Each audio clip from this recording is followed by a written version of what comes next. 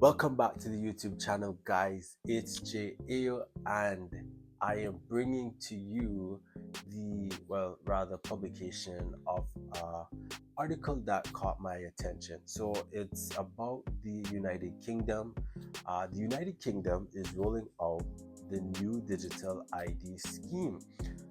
This has caused a lot of controversy in the public in the UK. Um, the United Kingdom government is saying that it is being used to stop illegal work that is happening in the United Kingdom. They are touting a lot of benefits.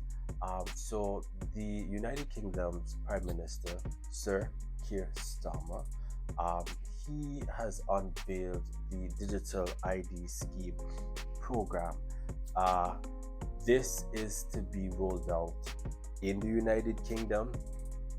I know in particular, they have said that this will be for UK citizens and legal residents.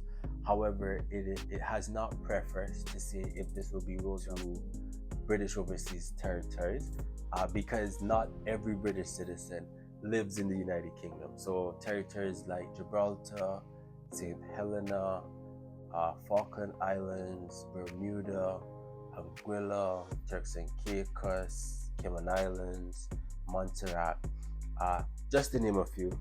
Those 14 other territories have British citizens on them. So is this going to be a scheme or program rolled out to those territories as well?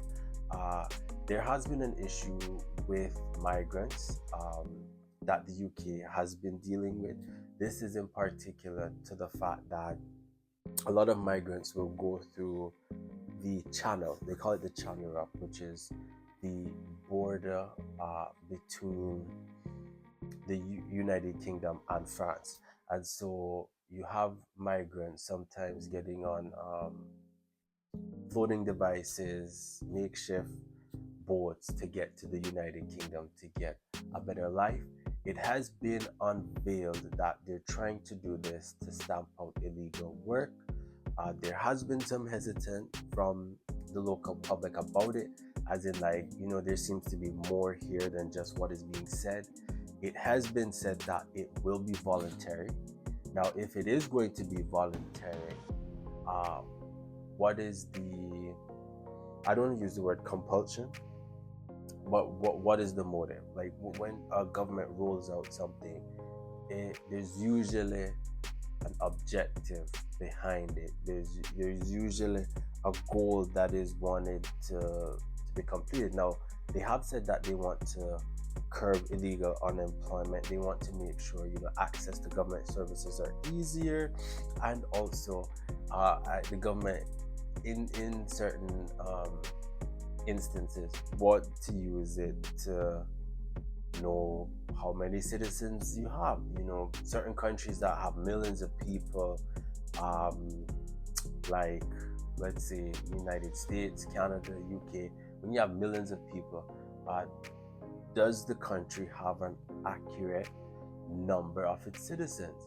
I am not saying that I am for the ID or against the ID. I'm just simply saying, uh, when your country balloons to a number where you can't necessarily predict or control the amount of people in your country, or accurately know, because you would need thousands of census workers to really collate all that information. Now, though services like driver's license, childcare, welfare, um, those are things that they want to make sure people get. But will it be a requirement to say, okay, if John Brown has this ID, that's the only way he'll get resources or support to services? Um, they're saying that there'll be no requirement for individuals to carry their ID or even asked to produce it. But the digital ID will be a mandatory means of proving your right to work. So, see, the whole motive of the digital ID is so the British citizen or legal resident can prove that in certain instances, not getting too legal with you all, that one has the right to work, meaning they're registered, they're documented, and all of that. So if you don't have an ID document, let's say I'm a British citizen, I don't have an ID document, will I not be given the right to work, or rather be able to work? Because I'm British. I know I'm British. Um, Me not having the ID is going to prevent that.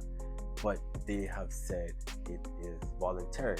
Now, there have been other countries around the world that have taken different phases of implementing IDs. So when we have what we call a driver's license, a passport, there's a number on your driver's license. There's a number on your passport. There's a number on your, let's say, for those who, for tax purposes, social insurance number, and things like that. So wasn't all of this being tracked? And if it wasn't being tracked, it begs the question of why are we doing it now? And when I mean why are we doing it now is why isn't all of this information being stored somewhere where it can be easily accessed? Now, due to data protection and privacy laws, governments, depending on the government and jurisdiction, governments aren't able to just store your information without telling you. So the whole premise of the digital ID could be that the digital ID will just hold all those different things. So if John Brown has a passport number, it'll go under the digital ID. If John Brown has a driver's license, it will go under the digital ID. If John Brown has a, let's say, social insurance number, it goes under the digital ID. And it is admirable for the United Kingdom government to use it to curb crime, and to prevent the criminal elements from getting a foot ahead. But then it also begs the question of who will have access to this information? Is this ID going to be used to control where I can or can't go? So we have countries like Australia that has some form of a digital ID, but it comes in multiple separate pieces of paper. We have Estonia, we got Denmark, and we have India. Now they are saying that they have reaped a lot of benefits. They can see, let's say, users, in this instance citizens, what their purposes are being used to access certain services. And we looking at this, it will be on our app, which is because the Prime Minister has said, there's the NHS app that you can use to make payments, but suffice to say, the digital ID is what will be used as what we call the prima facie, or not prima facie, but the ultimate authoritative proof that someone has residency and status in a country. The prima facie just means on the surface. The reason why I used that terminology is because when something on the surface looks simple, more than likely there is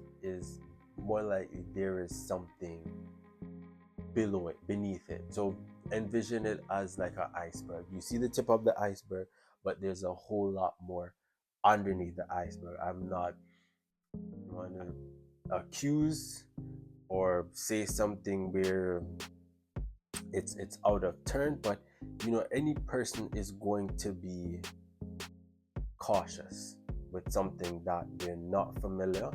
And yes, you're only sharing relevant information with particular agencies, but from what I know, people do not like to be controlled, in the sense where what is all this new digital stuff for? Why shouldn't my driver's license suffice? What is going to be the saving grace about having the digital ID? Yes, it's supposed to prove your right to work and it will show your legal status, but I fear that the black market operates as a black market, it will always find ways around what we call, let's say, the ethical route. The black market exists for a reason, is that it cuts all the bureaucratic steps that, let's say, the legal market, one would have to go through, or working under the table, and looking at people trying to make a living. And so what, not I predict, but what I surmise will happen is that maybe everyone will not get on board with the digital ID, but you can't make it mandatory for getting the ID, but you can make it mandatory inadvertently. So if you're saying, John Brown, you don't need the ID if you don't want to, but if you want to work, you need the digital ID. So it's a little bit of what I would say a passive aggressive way of compulsing someone to do something that they don't want. The teachable lesson in this is that change is inevitable, one, and it's how you view it.